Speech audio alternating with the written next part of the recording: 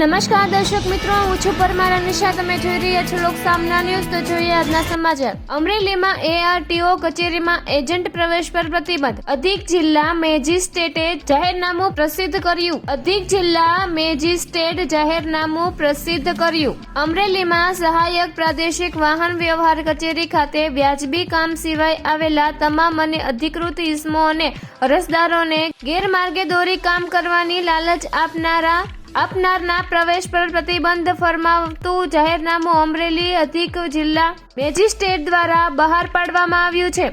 આ હુકમનો ભંગ કરનાર સામે કાનૂની કાર્યવાહી પણ કરવામાં આવશે. અમરેલીની ARTO કચેરીમાં એજન્ટ કે તેનાથી ઉપરનો હોદ્દો ARTO પ્રવેશ કરશે તો ફરજ પરના સહાયક મોટર વાહન નિરીક્ષણ ધરાવતા કચેરીના જિલ્લાના કર્મચારી તથા કોઈપણ હેડ કોન્સ્ટેબલ ફરિયાદ નોંધાવી શકશે.